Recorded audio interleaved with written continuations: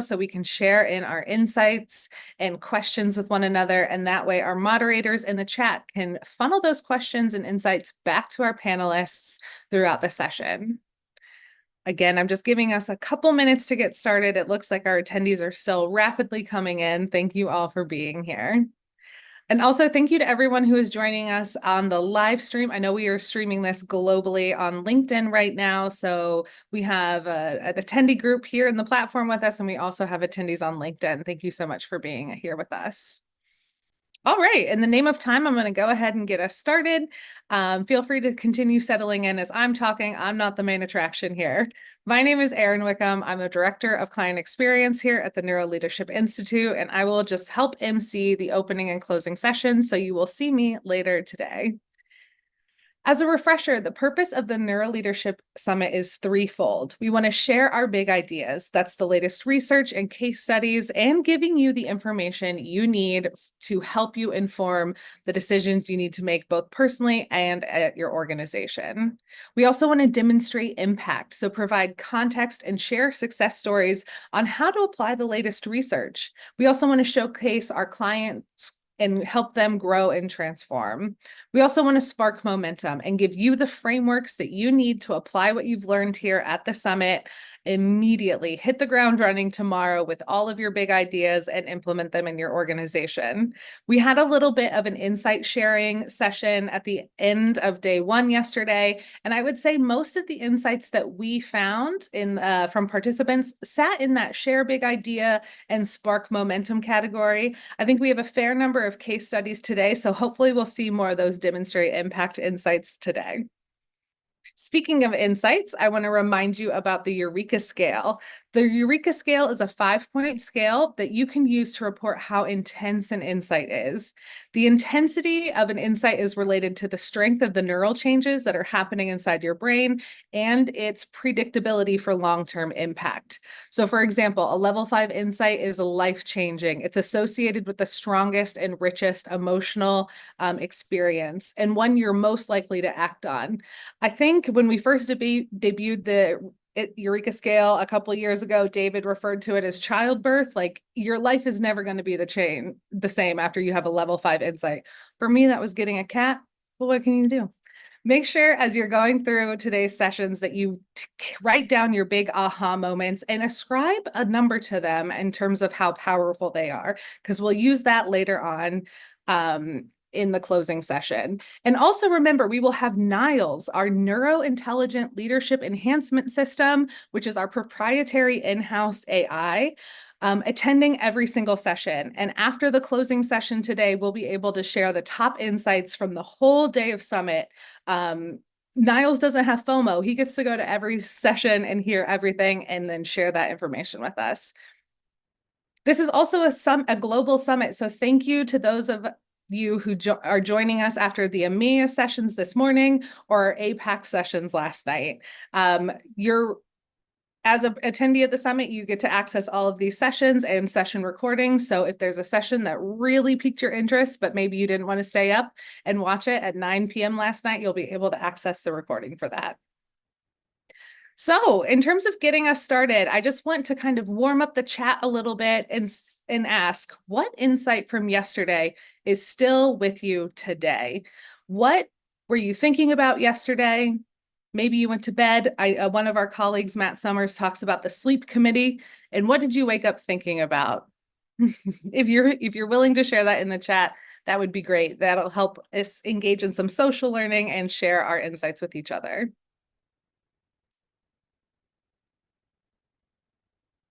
Seeing some. Stevie's the twice exceptional insight. Yes, that was a great one.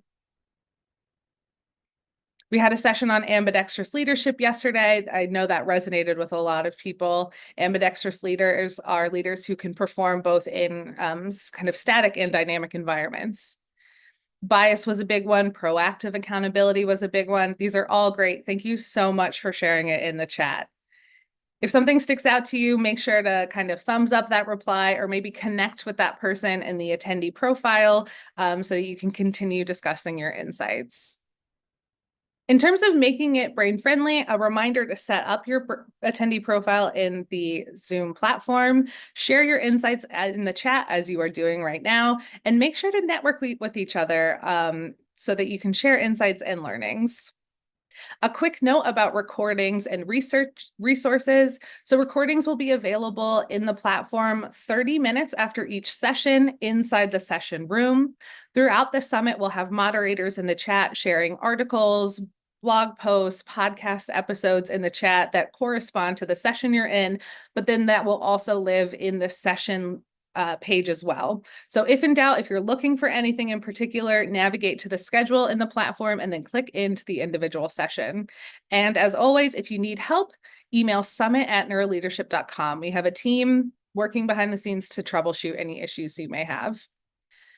In each session, we have 2 to 3 chapters, and at the end of each chapter, there will be a discussion between the panelists to aid digestion. This will be the time where our moderators in the chat are funneling your questions and your comments to our speakers so that we are engaging with the chat and making sure that your information is heard as well. Here's a quick view of today's schedule. We have some product demos that are not listed here. They're in the itinerary in the Zoom platform. And also keep an eye out for a insight roundtable with Dr. David Rock, I believe around 12:45 p.m. But I think that's getting added to the schedule now. So make sure you check that out. It'll be, 1:30. Thank you, Evan. He just corrected me in the chat. At 1:30 p.m. Eastern, Dr. David Rock will be hosting an insight session. It'll be an open Zoom room that you can pop into, share your insights, ask questions of Dr. David Rock. All right. We are now going to move into our opening keynote. So I think our speakers will slowly be filtering in the room. While they do so, I will make some quick introductions before handing it over to David Rock. Dr. Christine Chesbrough is a research scientist at the Feinstein Institutes for Medical Research. Dr. David Rock is the CEO and co-founder of the Neuroleadership Institute. Dr. Jonathan Schooler is a professor of psychological and brain science at the University of California, Santa Barbara. And Dr. Batya Weisenfeld is a director of the Business and Society program at New York University Stern. Do I have everyone in the room with me? I see David. Hey, David, I will go ahead and pass it to you. I think we'll switch screen sharing, so I will stop now. Thank you very much. Good morning, Erin. Fantastic opening. I'm just super excited to be here with you all. Those slides coming through okay, Erin? Yep, they look great. Amazing, amazing. Look, I'm super excited to be here at the start of day 2. I was just watching everyone's insights from yesterday. Some of them were giving me shivers. They're such amazing insights. I'm sure there were some level 4s, maybe some 5s in there in terms of the strength of insight. And if you don't know what I'm talking about, you'll learn about it shortly. But insight is, this session is not just about insight. We're going to talk a little bit about it, but the science of insights, kind of what drew me to neuroscience, is a really serious endeavor some 20 years ago, and just such a fascinating topic to me. And then obviously creativity overall, such a rich and important topic today, innovation. AI is one of the topics everyone either just loves or hates right now, but it's certainly important. And we have today 3 of probably the most important and deep thinkers in the world on creativity and AI. So we have Christine Chesbrough, who's really her whole field of study, whole research, her PhD recently she completed, and her whole area of research is around creativity, insight, and the brain. And she's really central in the study of that. She worked with NLI for quite a few years, and amazing contribution to our world, and then gone off and now coming back doing some work with us. Batya Weisenfeld at NYU leads the leadership programs there, and just a really deep thinker and researcher on trends in leadership. And Dr. Jonathan Schooler, been connected with for many years, one of the most important researchers of creativity and insight and related areas. I always remember Jonathan as someone who created or coined the term the ADA effect, which is the less fun version of the aha effect, when someone else gives you the insight. But you've had many more contributions than that. Great to be with you. As you can tell, one of my favorite topics. Let's dig in. I just got a couple of sort of context slides, and then we'll dig into each of the scientists tackling this interesting topic. Just think about the lay of the land. Like, since 2019, the rate of change has increased 183%. That's insane. Just in the last 12 months, the rate of change increased 33%. This is some data from Accenture. So change itself has gone up a third faster just in the last year. And it's not just AI. AI is a piece of it. There are all these other amazing technologies that are doing this as well, whether it's the incredible speed of computing, the connectivity, all sorts of things that are doing this. But this is a real factor. Now, companies are ranking innovation in the top three priorities. 80% of organizations worldwide saying it's in the top three most critical things that they have to do. And a lot of our clients are large companies like a MasterCard or a P&G, and many of these companies are finding they're really challenged by these startups that come in and kind of see an opportunity and move really fast, and suddenly they've got a massive market share. So innovation is important. It's also things can happen faster now, so companies need to move faster to innovate. And this need to foster more creativity is there, and the big question is, can AI help, or will it hurt? Can AI help to unlock human creativity, and if so, how do we actually do that? And so to answer that question, we're going to hear from three amazing researchers. We've been thinking about it for a while. We wrote 2 pieces on this in the last 12 months, but we've been sort of building towards this session to really start to develop a richer point of view on this topic. So let's dig in. I want to introduce Christine Chesbrough. As I said, really a deep thinker on neuroscience, creativity, insight, and AI. So Christine, over to you. Thank you so much, David. I'm so excited to be here and to talk about creativity with everyone. So what I'd like to do is to sort of lay the groundwork and offer some perspectives on what creativity is, what it isn't, what it looks like in the brain, and hopefully set us up for some interesting discussions about where AI comes in. So what even is creativity? The definition that we use in psychology is that creativity is the process of generating something that is both novel and useful. And importantly, it's the process of doing it. It's not the thing itself. And when you're doing something creative, the outcome has to be novel. It has to be new and surprising, but it also has to be useful. It has to have utility. It has to work. Just being novel on its own is not enough. That can just be sort of nonsense. It has to sort of work. It has to be a useful solution to your problem. But also importantly, creativity is not only about creating art. Usually when people think about creativity, they think about the creative arts, painting, theater, etc. But I'd like to offer a broader sort of conceptualization of creativity that involves sort of working towards things and trying to solve problems that don't have good solutions yet, where we're sort of moving into uncharted territory. And by that definition, so much of modern work, the modern work we do, requires creativity every day by sort of everyone in organizations, where we're constantly sort of innovating in really small and big ways. And that's why creativity is so important. And I'd like to also sort of then clarify the distinction between different types of creativity that I just mentioned, because both are important and there might be different implications for how AI interacts with these kinds of creativity. On the one hand, we have sort of artistic creativity, which is expressive. It's what we think of when we think about the creative arts. And this can be very serious. People can be professionally creative artists, but it also would constitute the sort of creativity that we engage in as a hobby, for the purposes of self-expression, because it's soothing, because it's fun.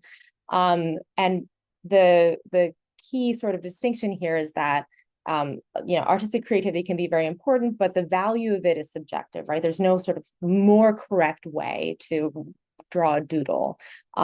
It's sort of the value is subjective. And then on the other hand, there's what we would call scientific creativity, which is more about problem solving. And that's the kind of creativity that, scientists or engineers, programmers, project managers, would do the kind of probably going to be more involved in innovation, where creativity is being brought to bear to solve some problem that doesn't already exist yet. And what matters is that the solution has to work. It has to be novel, but at the end of the day, it has to actually work, it has to be, if it's a manufacturing process, it has to be reproducible. It actually has to work in the real world. So let's talk about the brain. So in the brain, there's sort of multiple different brain networks that are involved in different kinds of thinking. And one of the most important brain networks that we talk about a lot at NLI is the executive control network, sort of that includes the prefrontal cortex. And it's the network that is involved in focused attention, sort of directed attention, and sort of in service of goals. And then in the sort of opposite kind of thinking is driven by the default mode network, which is a sort of what happens when we sort of let our minds wander, when we're not in a focused state, when we're mind wandering, when it's sort of imaginative, or when we're thinking about ourselves and others, sort of when we're not focusing on some task. And usually these networks, when one is active, the other is not active, because it's very different kinds of thinking. And so they're anti-correlated. And an important exception in this is in creativity, actually. So you go to the next slide. During creativity, what makes creativity unique is that the executive control network and the default mode network are sort of more in collaboration with one another. These networks are usually anti-correlated, but in creative thought, they talk to each other more. And creativity is this sort of going back and forth between mind wandering, imaginative, associative thought, and sort of focused attention. It's sort of focusing your attention towards making associations. So that's what creativity looks like in the brain. And importantly, it's sort of driven by rewards of creativity. So we experience moments like aha moments and flow states that are sort of the reward networks in the brain rewarding us for when we've sort of found a good idea, when we sort of have stumbled upon an important discovery.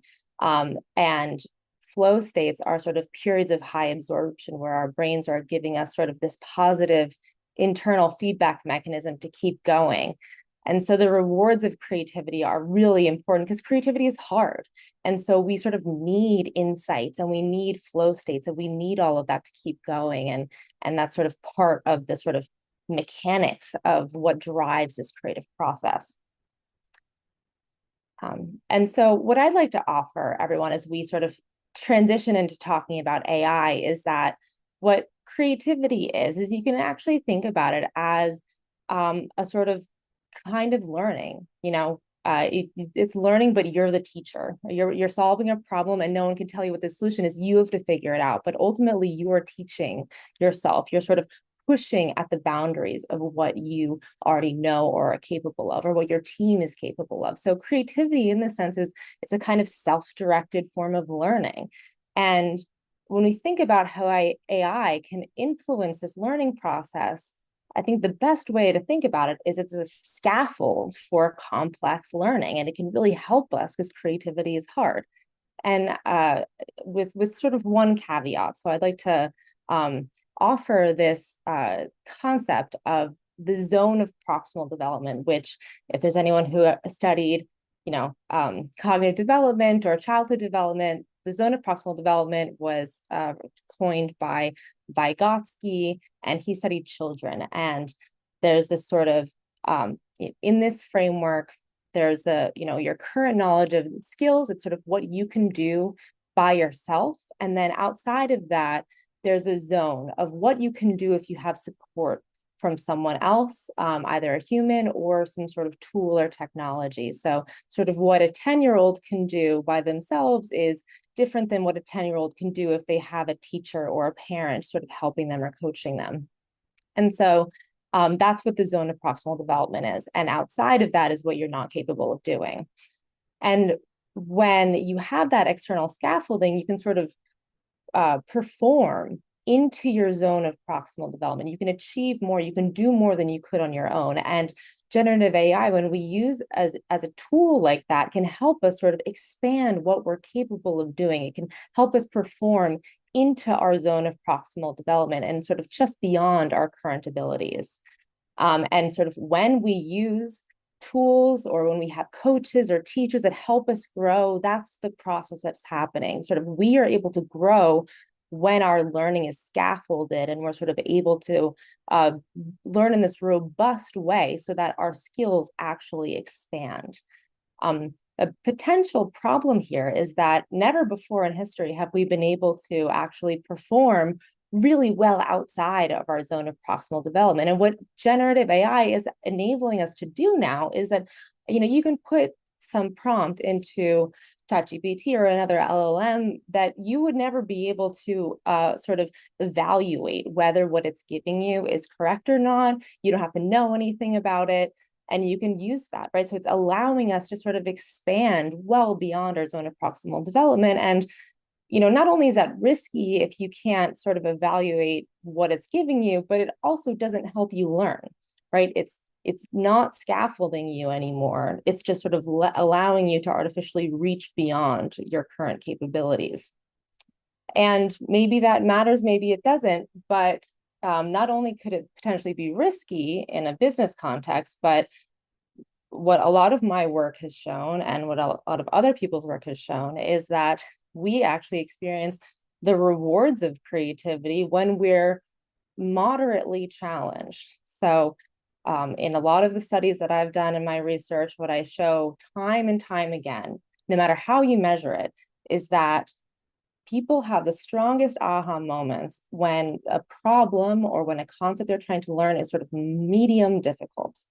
If it's too easy, you don't have an aha moment. If it's too hard to understand, you also don't have an aha moment. It's sort of when you know enough to make connections, that's when you have a good aha moment. And you have the strongest aha moments when something is challenging, but just at the level that you'd ultimately be able to understand it.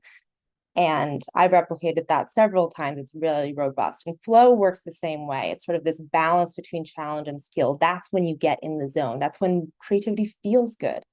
So what I'd like to end on is a sort of provocation is, if we use AI in this way to help us learn, our creativity can accelerate, but we also would experience more joy as a result.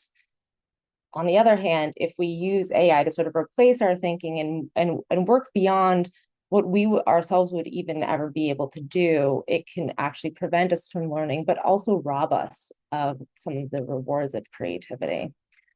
So that's a bit of a provocative statement. I will end my section there and love to know your thoughts. Thanks so much, Christine. It's so interesting. And I heard this earlier when we were preparing, but I had such deeper insights now, really slowing down and hearing it properly. It was you helped expand my zone of proximal development around this content by going at the speed my brain needed to go to really digest it properly. Yeah, fascinating framing. Thanks so much. Let's hear from Batya first of all. Batya, any reflections on this work? Take a couple of minutes. Yeah.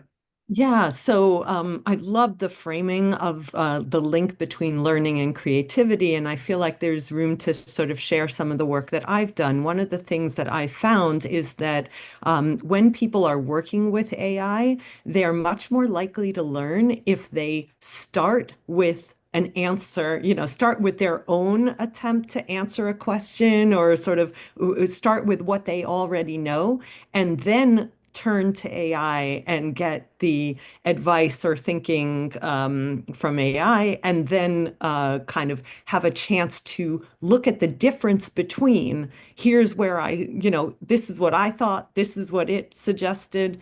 And that is a mechanism that helps them prevent that automation bias where they rely on AI that shouldn't, we all have the experience that we've stopped learning we don't know how to read maps anymore because we're so reliant on GPSs, and we have the same phenomenon of automation bias with AI, right? Predictive and generative AI.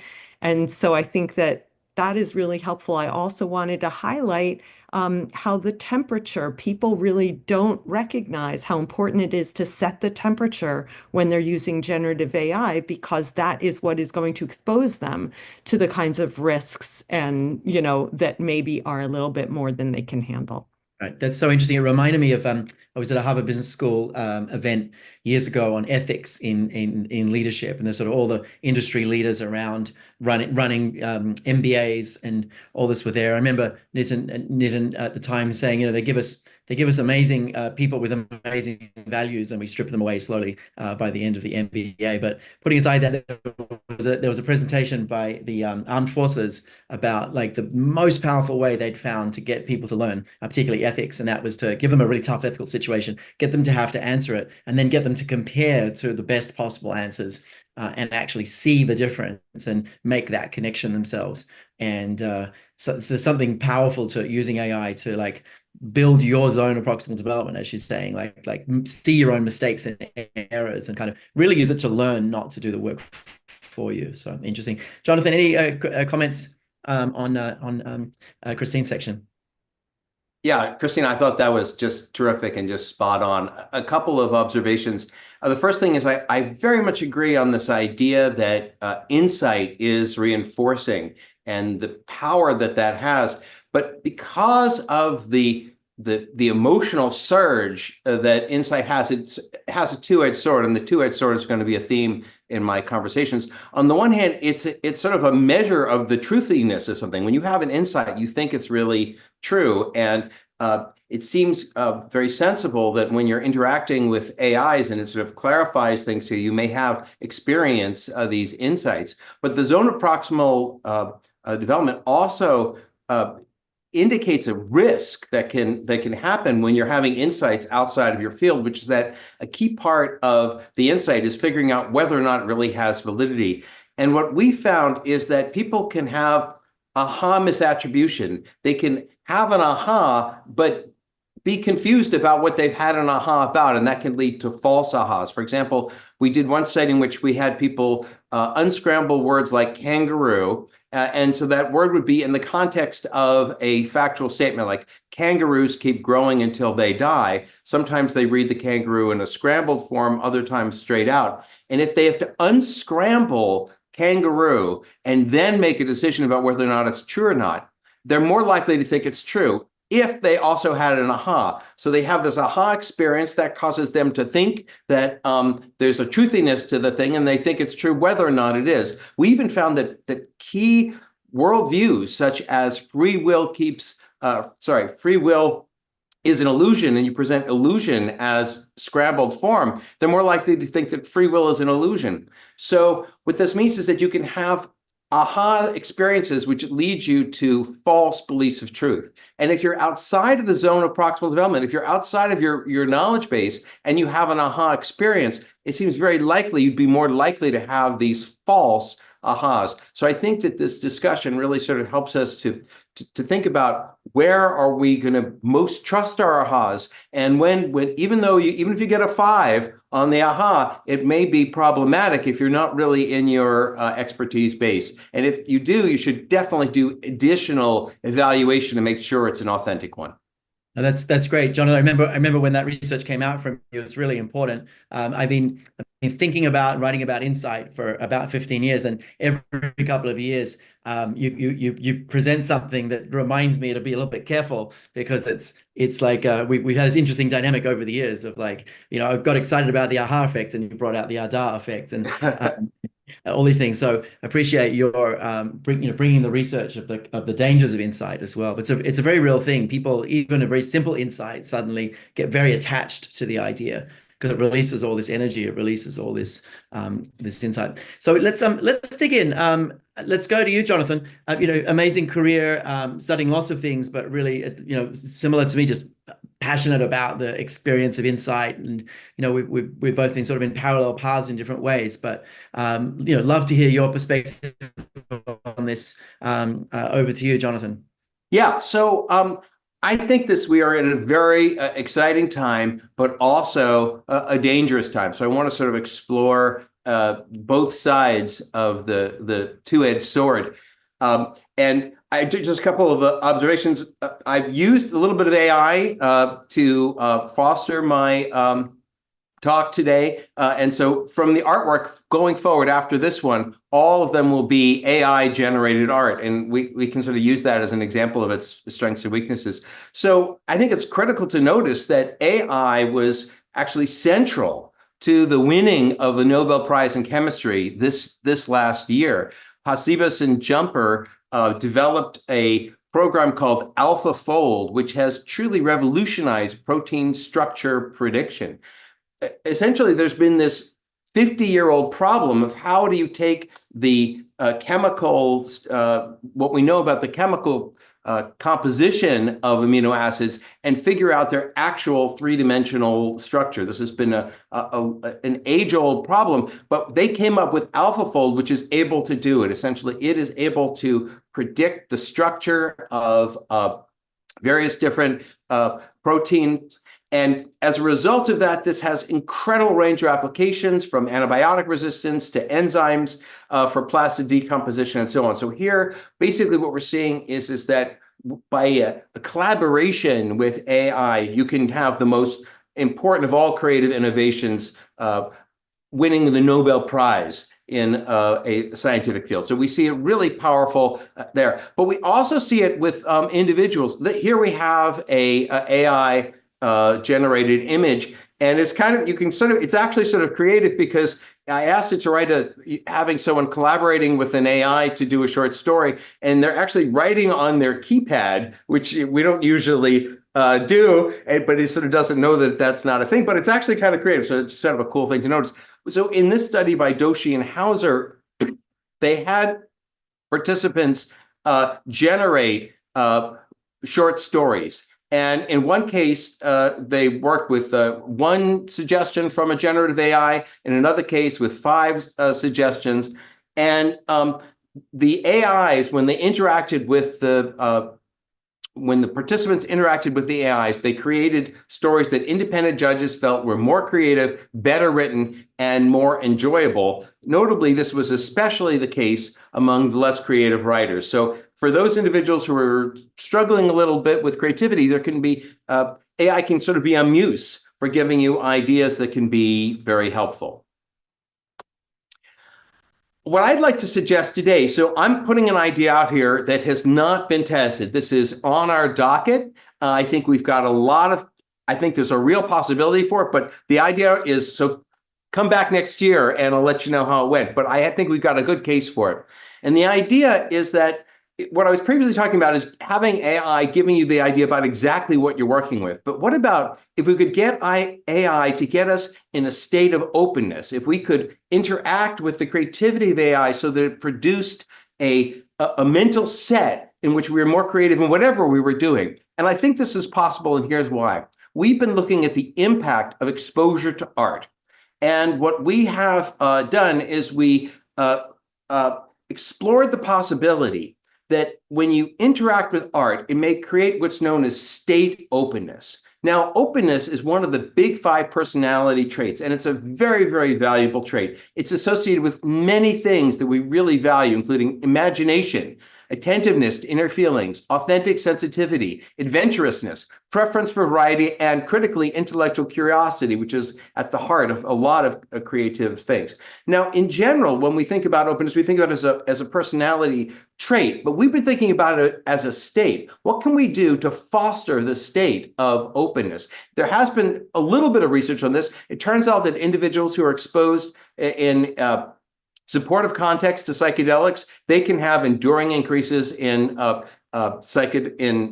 trait openness, but we imagined it can also lead to state openness. So what we did is we exposed individuals to art of 2 different sorts. In one case, we showed them art that was animated film clips by critically acclaimed artists. These are some of the examples. These are about 6-minute clips. They have a lot of qualities that are artistic. Each image is hand-produced. There's a narrative arc, and then it's also associated with beautiful music. So the idea is that in the same way that the appreciation of art is an aspect of the personality trait of openness to experience, perhaps exposure to art may create the state, at least the temporary state of art. So we expose people either to these artistic film clips or to something that was equally entertaining, but not artistic, cute animal videos. And the question was, is there a difference between the two? Does exposure to the artistic experiences lead to increases in openness? And we found that on a number of different measures. We had them do short stories, and you can see here that the individuals who were exposed to the artistic films created significantly more creative short stories as rated by our experts. And then we also looked at, next slide, please, curiosity, and we did information seeking and found that when people were exposed to the artistic films, they were more likely to want to continue to read about interesting articles associated with science and other topics. So they're more creative, they're more curious. And additional things that we found were they had increased conceptual expansiveness. If you ask people, is a camel a vehicle? They're more likely to think a camel is a vehicle if they've been exposed to artistic experiences. And they also showed increased intellectual humility. They indicated that they'd be more willing to consider alternative perspectives. So the fact that we're seeing increased curiosity, increased creativity, increased conceptual expansiveness, and increased intellectual humility really supports the idea that this is fostering openness to experience. And it suggests that we might also find effects if people interacted with a computer. This is another computer-generated image. And here we're imagining someone who is creating art with AI. And what's been found in the literature in general is that if exposure to something has an effect, generating it yourself has a much bigger effect. This is the difference between the aha and the ada effect. If you have the insight, it's an aha. If you just are given the answer, it's an ada. So the idea is if people are generating the art themselves, they may be having more of these aha effects, which may create a greater even effect of openness to experience. So generating AI may provide a scaffolding that anyone can collaborate in generating art, and the conjecture is that this may be a really powerful source of creating state openness that could foster creativity in whatever domain you are, because you'll be more curious, more creative wherever you go. So these are some of, I think, the real exciting, just some of the very exciting possibilities of AI. But I do want to also discuss some of the challenges.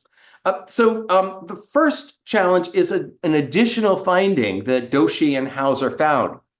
They found that although every individual generated more creative stories when they interacted with AI, all told, when you looked at all the stories, they were actually more similar to one another. So if everybody is using AI to get their ideas, what we may find is that we're getting this narrowing. We're sort of narrowing into the zone that AI thinks is interesting. So I think we have to recognize that using AI as a source of inspiration can lead us to sort of a set of a certain stuff. There was a classic study by Smith way back when, where he asked people to create a spillless cup. And what he found is that when he showed them an example of a spillless cup, everyone created cups that were kind of like his spillless cup. And AI may have this same set quality of sort of limiting people into wherever it sets them down.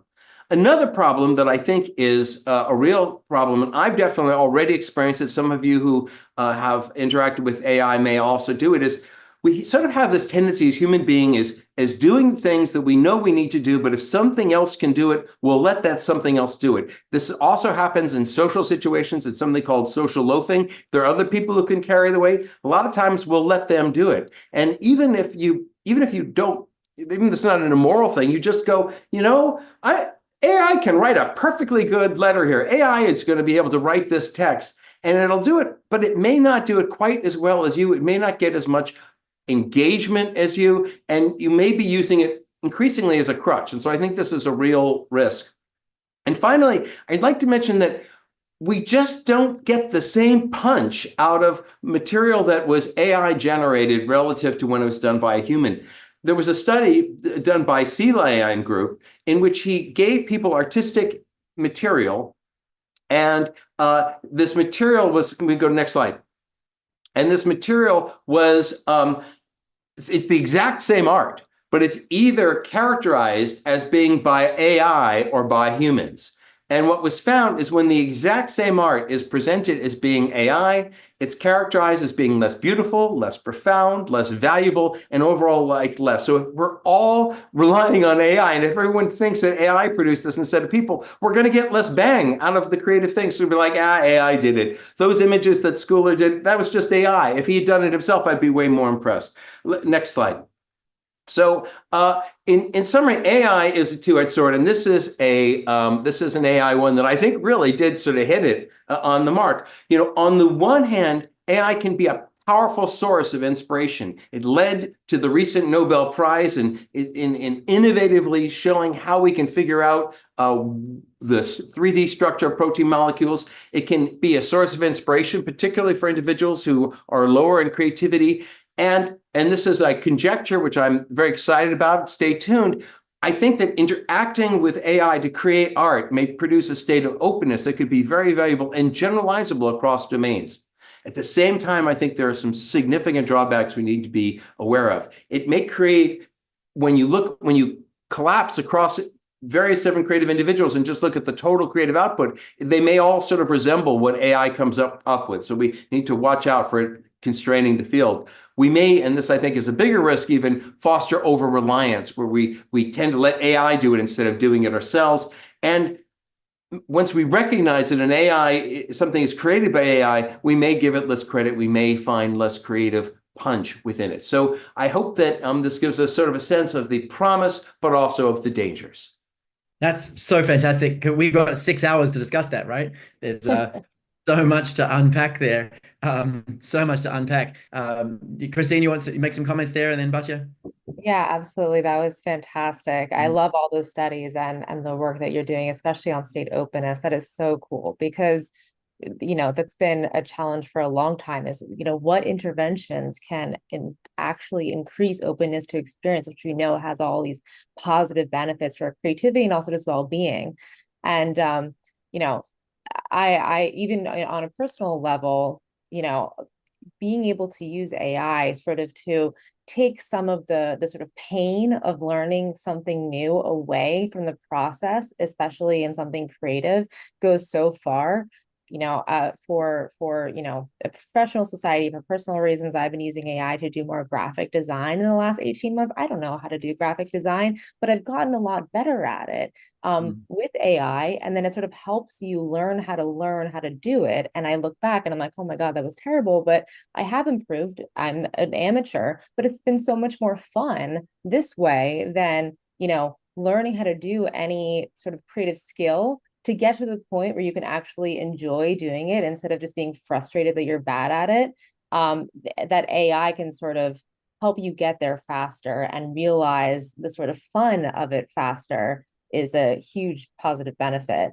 But then on the same time, I taught a class last year and you can tell who puts the prompt right into ChatGPT because all of the essays sound the same. You can totally tell, who used AI. It's not as creative. You can tell that it didn't come from a human and it immediately devalues it.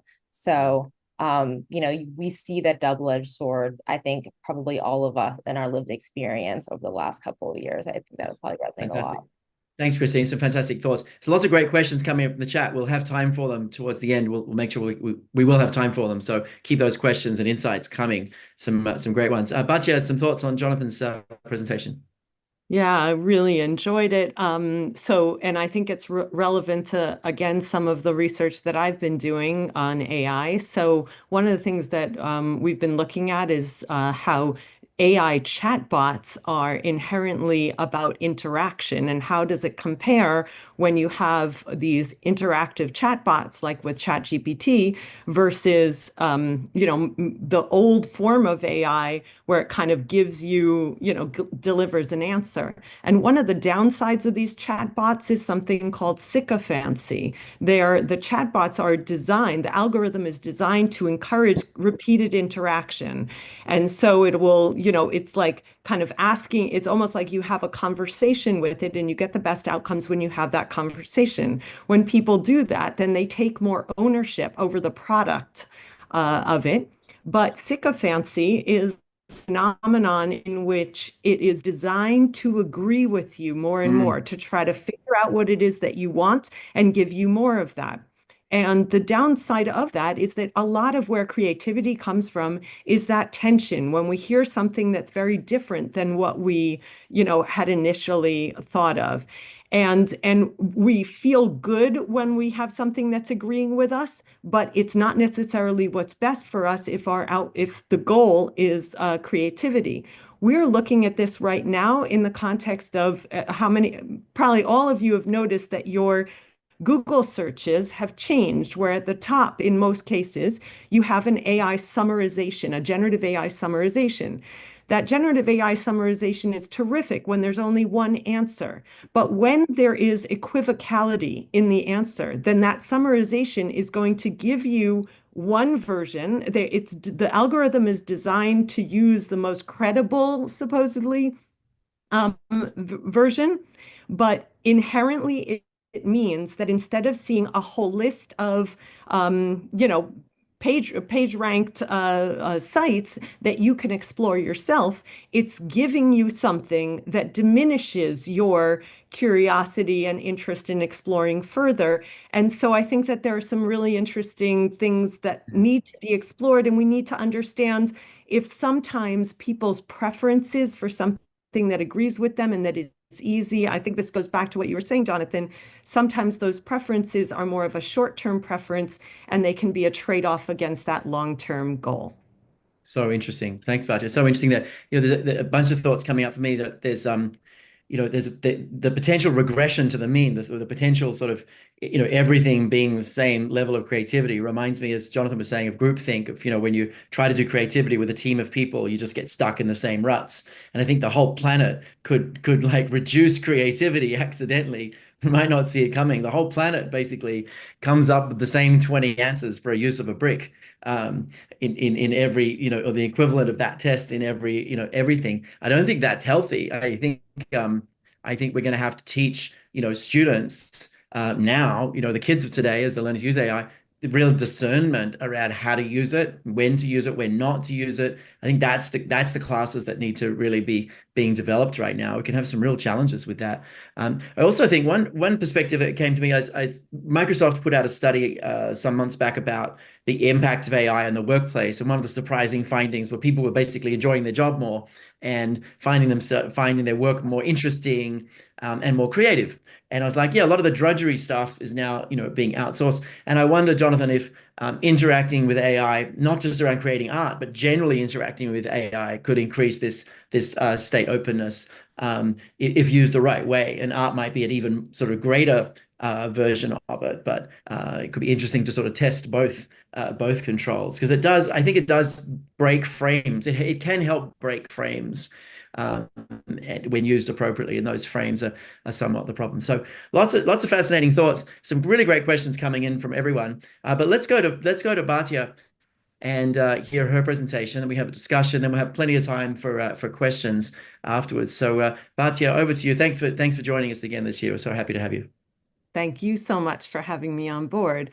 So I'm going to be sort of shifting the focus a little bit. I'm the B School professor on this panel, so I'm going to kind of make this a little bit, I'm going to shift our discussion from creativity to innovation. So if we could move to the next slide. So if you think about creativity, that is the process of coming up with new ideas, but innovation is putting those ideas to work and having it make a meaningful impact. And organizations tend to want innovation because those innovations offer up solutions to problems. So what defines an innovation is it is either a solution, a product, or a process. No, either. It's one of a solution, a product, or a process. It has to be purpose-driven or meaningful, meaning that it has to have some impact on the whole organization. It has to be feasible, which Christine already highlighted. What makes something creative is that it's useful, but the issue is something that's useful now, that we can actually put it into place. And sorry about that.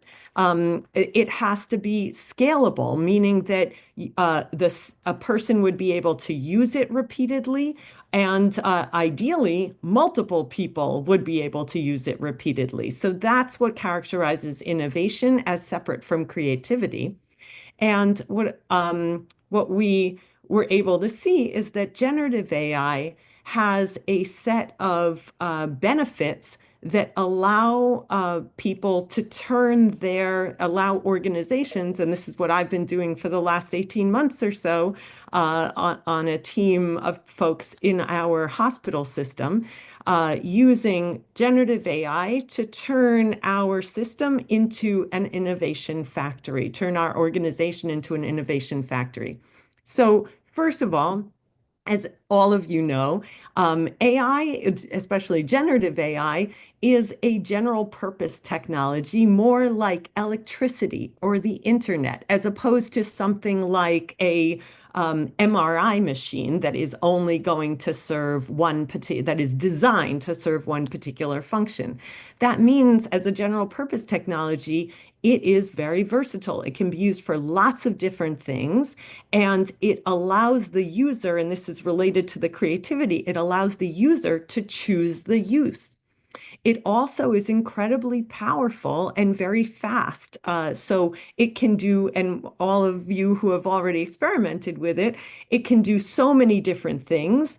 So that's the versatility. But it can do them so well because it is a big part of this is the access to the data. So part of what makes generative AI so powerful is that it's already been trained on so much knowledge, whereas other forms of AI that I had been working with before, predictive AI, you have to feed it the data that you want. With generative AI, it comes with so much of that data equipped, and you can give it just a little bit of data, and then it can give you the kinds of a little bit of data, whether it's in the form of a prompt or some data about your specific situation, and it can give you very customized answers, answers and create really customized value. It is also extremely customizable to the person. So whatever your need is, it can generate something that meets your needs. And that is related to this solution gap that most of the time organizations are filled with people who are, a single user or a very small group of users has a particular need, and it would never make sense to create a solution for that. There just isn't a big enough market for a vendor to create a solution that fits that need. Generative AI allows the user to create something that fits their need at very low cost. And it's low tech, no code, low code, no code, inexpensive, requiring very little time because it's in natural language. So all of these powerful benefits, but there are tremendous risks. So very often it can be the wrong technology to be used because users don't recognize its inherent weaknesses. So the tendency for inconsistency, you ask it the same question multiple times and you will get very different answers. Opacity, so we don't know how it comes up with its answers. So if you want it to offer up its reasoning, even like the latest version, which supposedly offers up reasoning, there's inconsistency in that reasoning. So we know it's not really telling us how it came up with the answers. And there are good reasons. There's also opacity because it's managed externally. So OpenAI is in charge of the data. We don't know when it retrains its models. It doesn't always tell us, and our prompts break. So something that was working before will stop working and give you bad data, and you don't know it and the reason why it does that is because the model has been retrained, but OpenAI didn't tell you that it retrained it, and you're not the one who has control over that data. So that kind of opacity. And then the sycophancy, which we talked about earlier, which I mentioned earlier. There also are challenges with getting users to come to innovate with AI. Where they will come up with their own solutions, but as they're coming up with solutions, they experience setbacks, and those setbacks can be really frustrating and sap their motivation. It can distract them from performing their primary job responsibilities because they get kind of caught up with this. And so, that kind of frustration undermines creativity and innovation. There can be replication of effort. So you have multiple people who all have the same problem. They don't know they all have the same problem. They're all trying to work on AI solutions, and they develop their own solutions. Those solutions are slightly different, but they don't share them with one another. And then we can end up with orphan solutions where you came up with a solution, but it's not given the support that it needs to make it efficient. And so we get stuck with a solution that people stop using because they realize there's just too much effort in making the solution work. So how do we address this? Well, what we've found is working in NYU Langone Hospital, which is where I've been, sort of focusing on how do we turn a hospital into an innovation factory. Key things are necessary to kind of set things in motion, and then we have a 3-step process of catalyze, iterate, and deploy.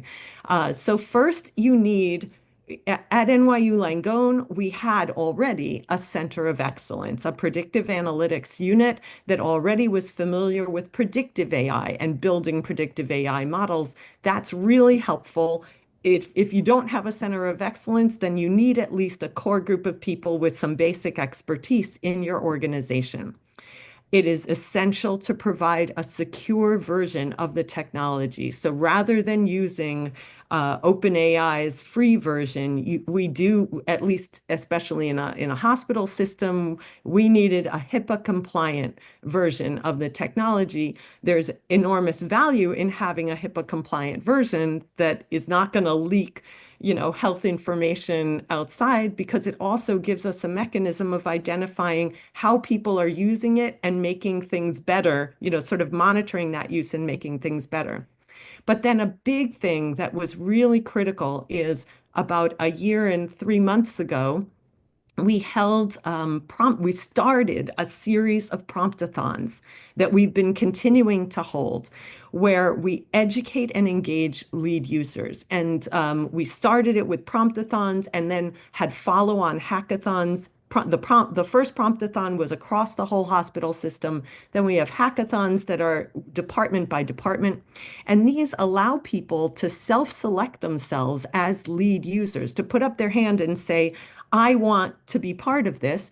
And they do so based on their own intrinsic motivation, which is so critical to creativity.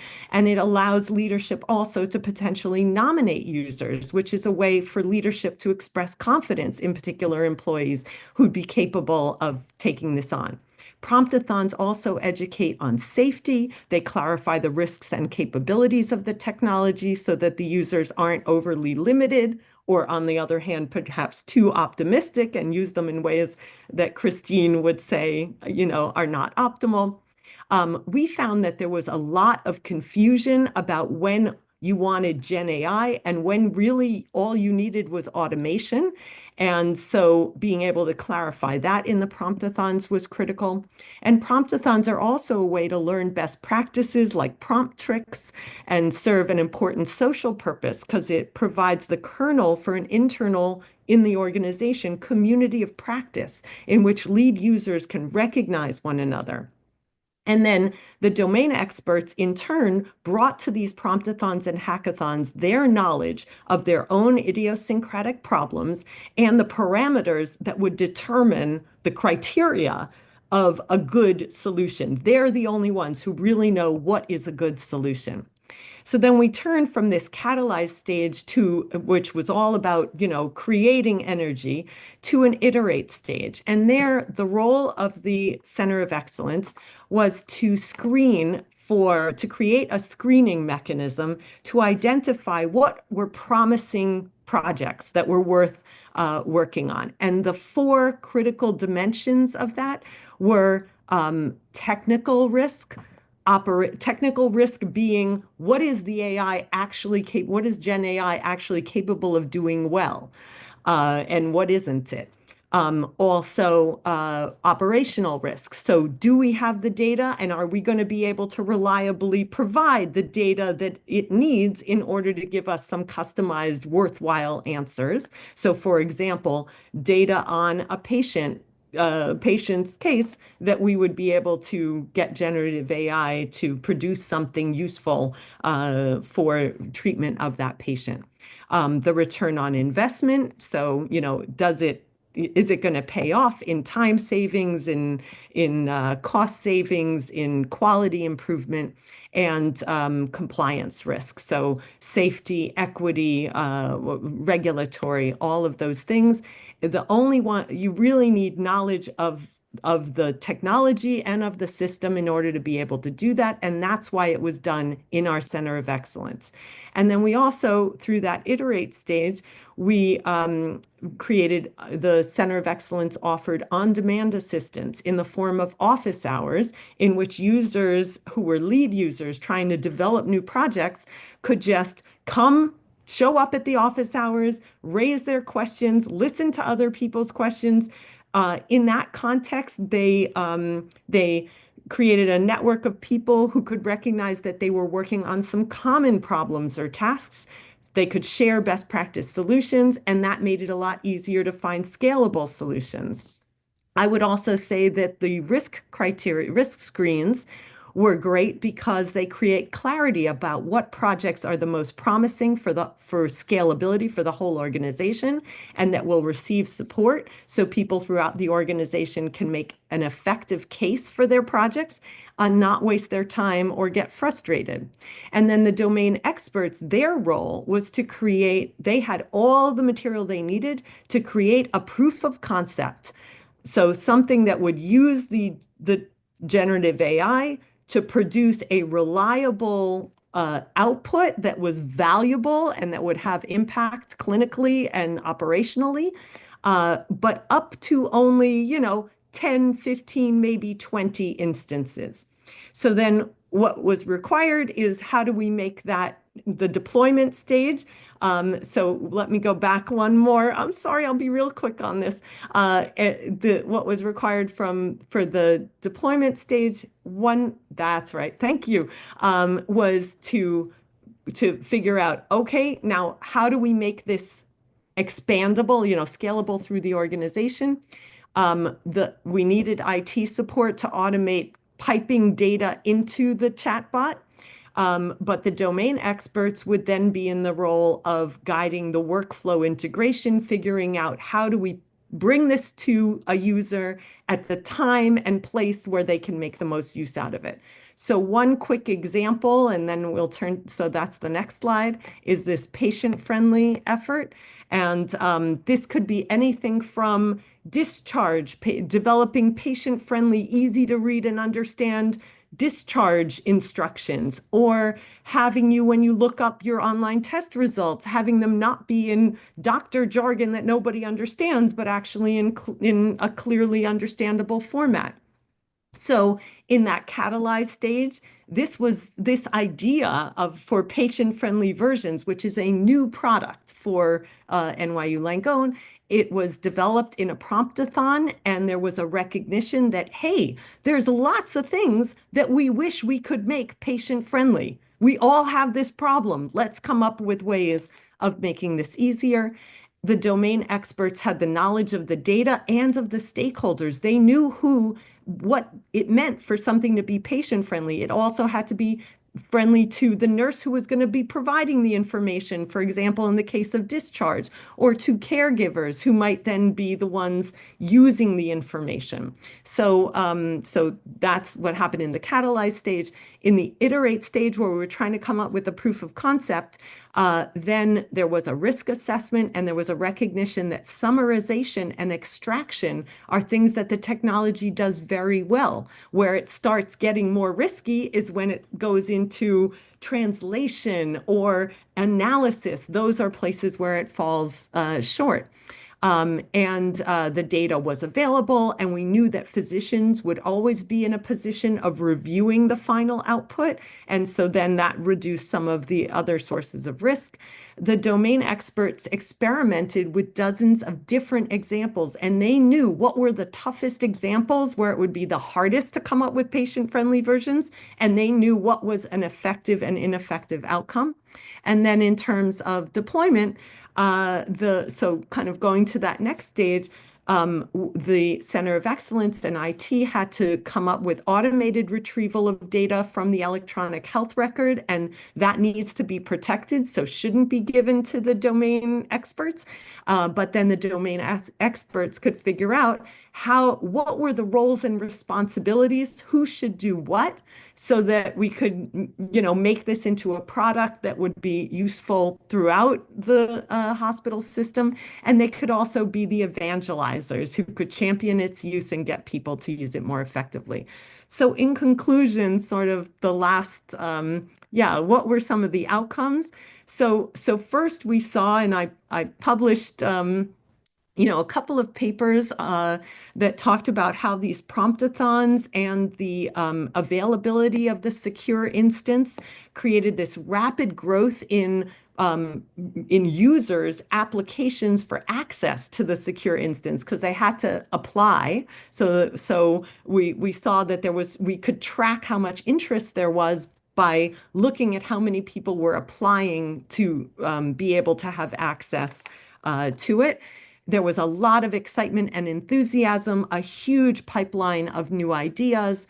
There were over 20 solutions that are being scaled and generalized so far, and just a general openness to reconsidering how we are doing the things that we are doing on a day-to-day basis throughout the organization that is creating that interest in innovation, in being creative, in doing the things that you are always doing.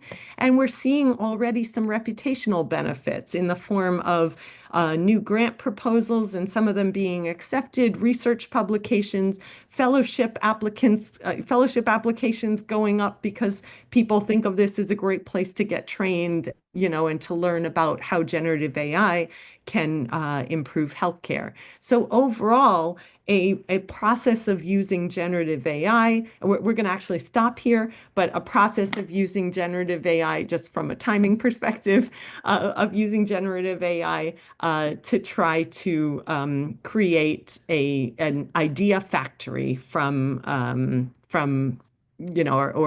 or maybe innovation factory out of maybe day-to-day folks doing.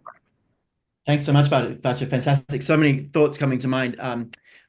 We've been sort of noticing this sort of weak signals that there's a process like this that could help companies. We've been coming to it from the perspective of sort of having a foot in the cognitive constraints of people and the cognitive strengths of AI, and starting to sort of loosely develop a framework for similar to yours, loosely develop a framework for kind of assessing where the opportunities are, and then assessing kind of how to go after them, and then kind of deploying. So, but very much looking at it also from like, where do we need more creativity? Where is there, cumbersome work that can be taken out? And sort of looking at it from that perspective. I think next year we'll have some consulting we'll do in that space. But fascinating. And I love the comment there that people generally being more open to different ways of thinking. It sounds like it's priming people for a growth mindset.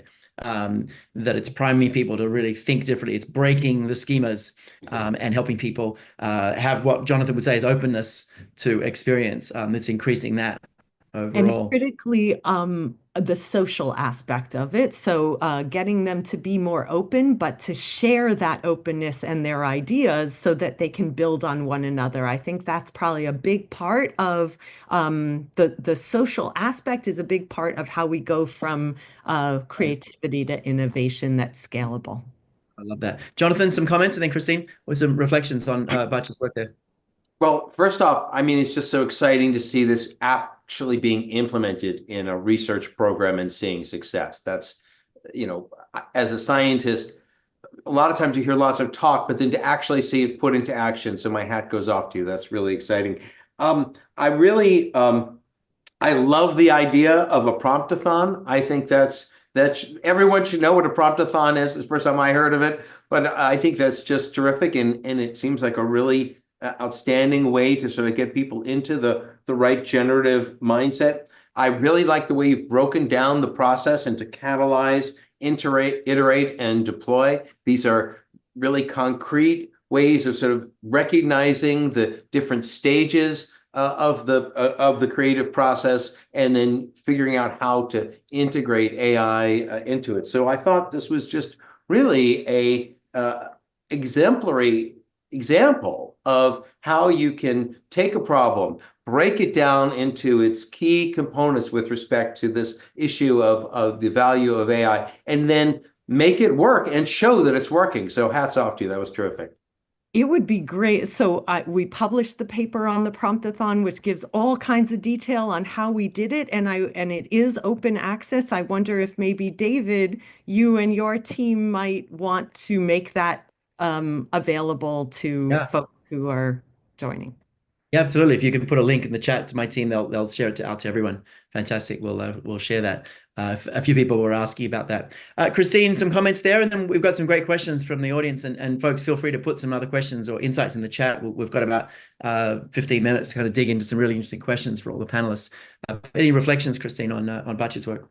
Yeah, it's so impressive, as Jonathan said, to take a process that's very complex, but then actually be able to implement it across hundreds or thousands of people, and for it to be actually working is incredibly impressive. And what strikes me is that it really resembles a design thinking process. I'm sure that was sort of part of the design, where, you know, the idea is that you start with lots of different ideas, and you build many potential solutions, and you test them in the wild, and you see which sticks, and that through that sort of iterative process are able to sort of hone the best solution over time. And in order for that to work, it also requires that people have the right attitude about it, which it seems like the culture has also really accepted. And I would love to know more about all of the priming and the way that people talked about it, so that people understand that things are works in progress, and that they're excited to improve it,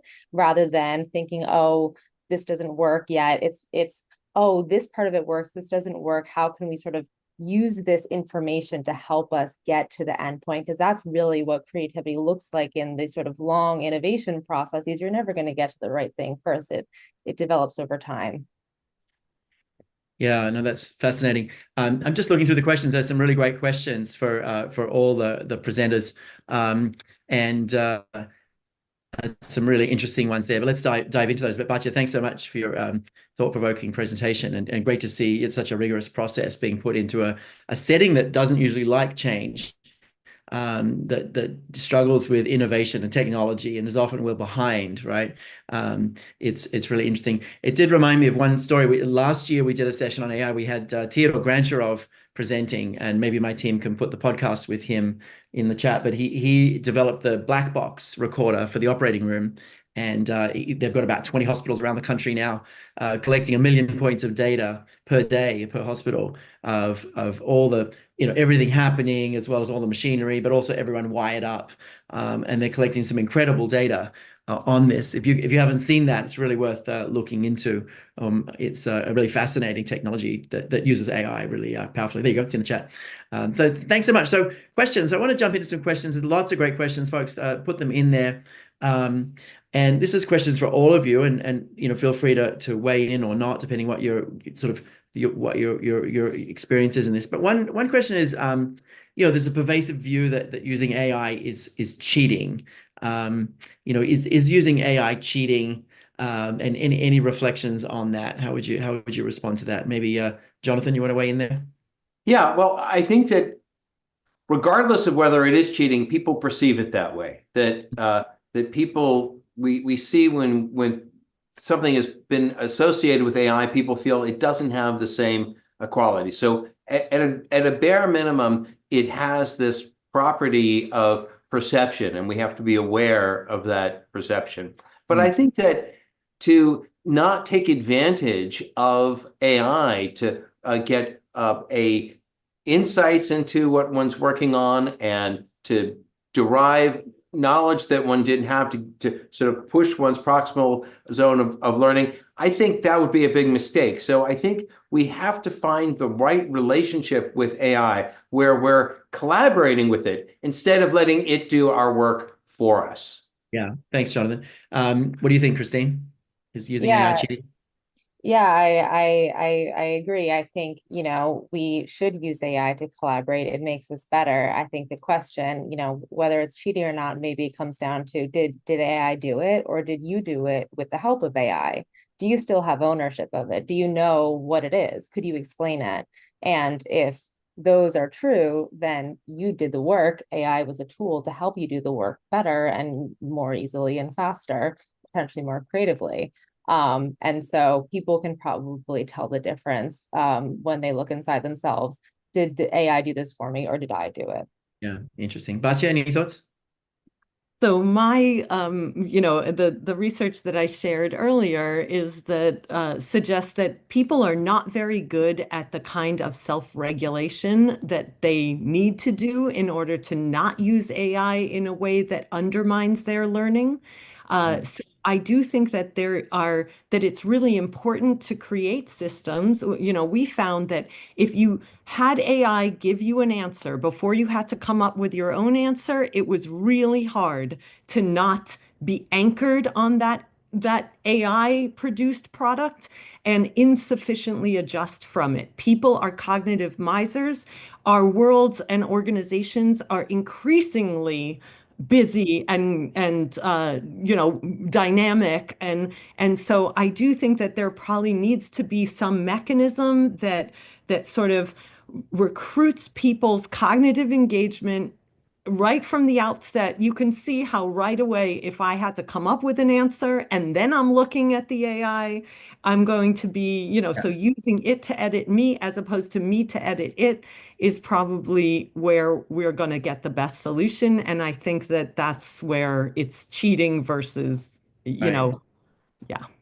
Interesting edge. I'm just feeling these like level 2 insights like about to come out around around the what we need to be teaching kids in schools about this and universities, like the nuanced thoughts about the use of this. There's a lot of nuance to this, right? And I think we're going to need to really dig into this. I actually want to answer this question in a slightly different way. And this was a conversation that came up between the panelists when we were all meeting and sort of preparing for this, and it didn't come up yet, but it's something I feel really passionately about. And it connects a little bit to Christine's comments about zone of proximal development. As many of you know, I'm passionate about studying insight, the experience of insight itself. And at the start of the summit and today, we talked about the Eureka scale, and we actually did a study about 400 to 500 people and found very strong correlation between strength of insight and likelihood of taking an action. And there's clearly a whole lot of energy released when you have an insight. And that, we see this when people are having conversations, like whoever has the insight is the one that's motivated, right? And, if you're coaching someone and you have the insight, now you're just trying to convince them of something. It doesn't work very well. Yeah. So insight itself has this intrinsic, strong, positive value, motivational value, confidence value, all of this. And, many of them we remember our whole lives, like they're really deeply embedded in our memory. And if we're using AI, and basically AI is having the insight for us, like solving the problem, right? We're robbing ourselves of probably one of the deepest sources of motivation and engagement. Like this whole organization started from an insight I had, right? That really motivated me. I remember the moment it happened. It really motivated me, and I drew on the inspiration from that for many, many years. So I think the way that AI could be cheating is it could be cheating us if it robs us of the ability to have our own insights. If it helps us have deeper, faster, better insights, I think AI can be really fantastic. And maybe that's one of the things we need to teach in schools. Make sure that AI is helping you have deeper insights, not having them for you. It's an interesting direction. I see a lot of heads there. I think that nails it, David, really. Yeah, Yeah, something. you're giving me now the level 2s and 3s, and I think getting the language right will resonate with so many people. To piggyback off of that, maybe it's the difference between having AI explain something to you instead of do the thing, so you're still the one who's learning, right? You're helping, you're using AI to help you learn, so you're the one who's having the insight. You're getting to it faster versus do this thing for me. And it's the nuances of how you're prompting AI and what you're asking it to do. Who's the thinker and who's the thinking. coach? Yeah. Yeah. Who's doing the thinking? Yeah. You want to comment as well, Batya? So the challenge of that is that people use it. They adopt a technology when they find it useful, and having that answer is, in addition to the explanation, the sort of whys, are a big part of what gets people to keep coming back to it. And so we have to, so that make it feel useful. So we need to get people to be thinking about their thinking the way we think about going to the gym. I feel, if I went to the gym and I'm not tired, I know I screwed up. And so we should be sort of looking at that effort, that cognitive effort, in a positive way. And that's a big part of, we need to, I think we need to sort of shift our thinking, and we don't necessarily think of it that way. It's interesting. Stephanie Mehta from Fast Company opened the summit yesterday with myself and a couple of others, and she was reminding us that critical thinking is actually last year was the top most important leadership skill, and all the rest of the sort of next 9 out of the top 20 were basically soft skills, human skills, but critical thinking was right up there. And I think we're going to, ironically, as we can do more, use AI more and more, we're going to need to think critically. We're going to be able to think much more critically about the use of it. And that's not something people are generally very good at. So we're going to need to think about, the education in there. But it's an interesting question in the group, sort of building on this, how might we use AI to scaffold insights as opposed to delivering them? And it's an interesting question. We've been building our own AI. We call it a neuro-intelligent leadership enhancer. It's basically ChatGPT trained on all our models and like, the Eureka scale and the SCARF model and CETA and limited cognitive capacity and threat responses and sort of everything that we've learned about the brain and, all the different solutions we've built and all this stuff. And we built this, and it's pretty amazing. You'll ask it anything, and it'll give you an answer that like a leader would find helpful. But a few months ago, we were like, we really struggled with this question. But a few months ago, we're like, you know what? Just giving people an answer might not be a good idea. And we created coach mode. And coach mode, basically, we trained Niles to sort of recognize a shift. Sometimes he'll just ask you, hey, would you like me to ask you some questions? Sorry, it, not he. But sometimes Niles will just sort of shift, and sometimes you'll ask, hey, can you coach me?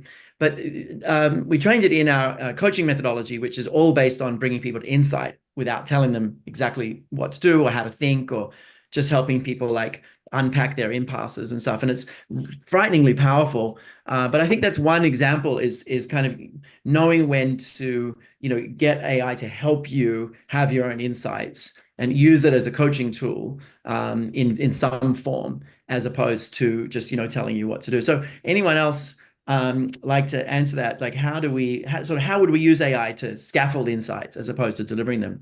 Anyone want to take that on? Yeah.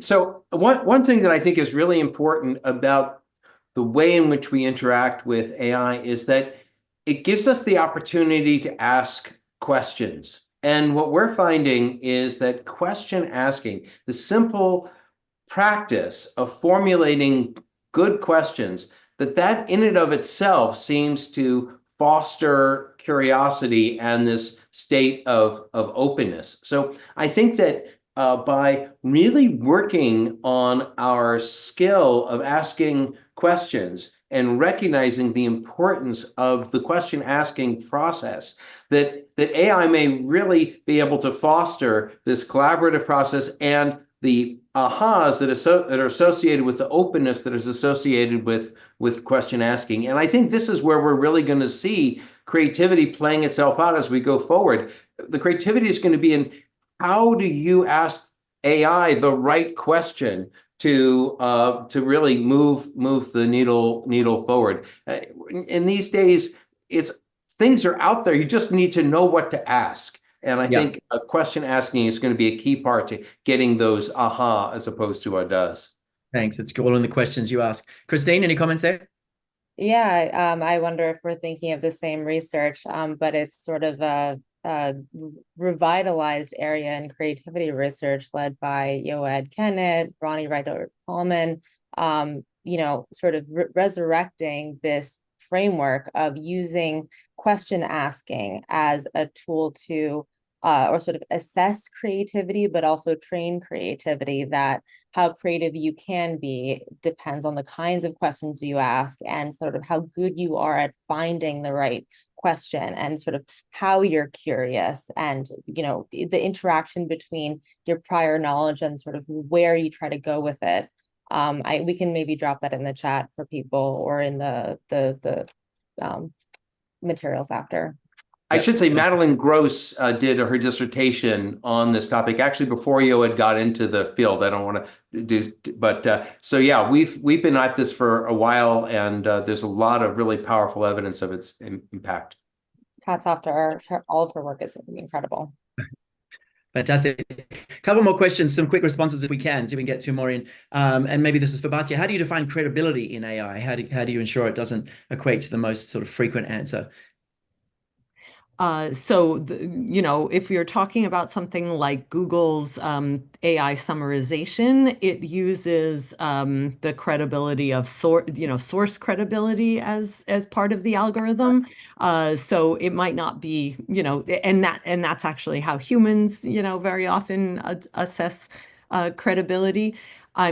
It's very tricky because when it comes to something like COVID, for example, we know that some of our most credible sources were, going beyond their zone of, I'm sorry, Christine, I forgot whatever, going beyond zone of development. And so sometimes relying on those sources can end up taking out. One of the things that we've learned in the open innovation literature is that very often the source that you don't think is credible, there was actually some engineer in North New York who kind of solved one of NASA's biggest and stickiest problems that none of the physicists could figure out.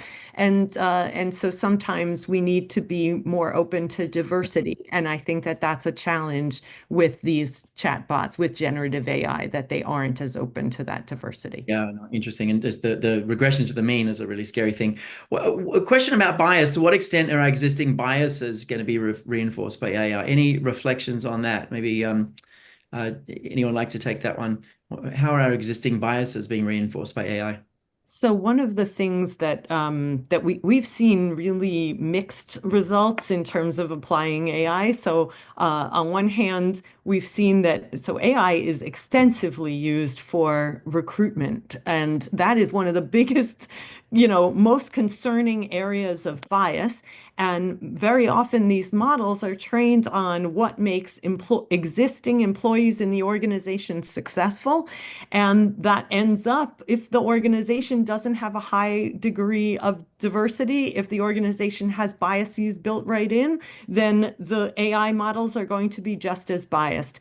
They can't be designed to, so we have seen some results where you can, at least some of that can become apparent, and then you can identify ways of reducing some of that bias.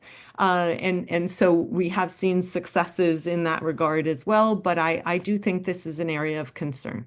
It's become an arms race. There's been a bunch of articles about that. It's become a technology arms race. Companies get better at like using AI, and then individuals get better at using AI to kind of beat the game. And it's like 30 years ago, kids working out how to hack telephone booths. Where the kids are trying to hack the systems. Closing questions, so we wrap up on time. A minute each or less. Just AI and creativity, good, bad, indifferent. Just closing thoughts as we reflect on the whole session. A comment from each of you. Maybe Christine first.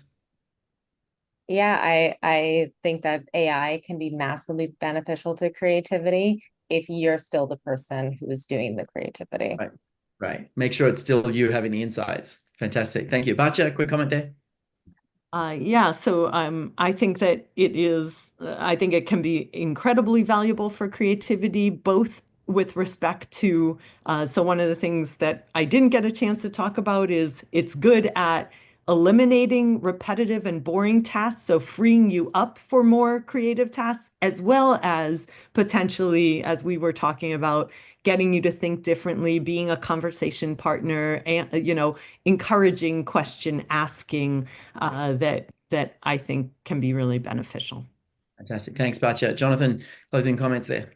Yeah, I think where creativity is going to increasingly play out is being creative in how we use AI. The people who are really going to excel are going to be the people who are able to think out of the box, not by being inspired by AI, but thinking, how can I interact with AI in such a way as to really get ahead in the game? And so turning our creativity to the interaction with AI and really being innovative in how we use it, that's where there's going to be major, major advances. My gosh, I'm thinking it's always been about metacognition. We need to coin the term metacognition. Because now you're thinking about your thinking and AI's thinking. You've Exactly. got your thinking, thinking about your thinking and AI's thinking all at the same time. Wow, triple metacognition.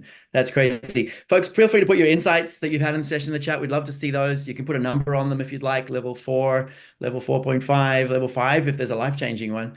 Metacognition, it's crazy. Just a quick closing comment. First of all, huge thank you to Christine and Batya and Jonathan. Really appreciate your work and ongoing collaboration, and really fantastic to have you all here. So many insights powering through my brain and through many, many, many brains. So such a rich conversation.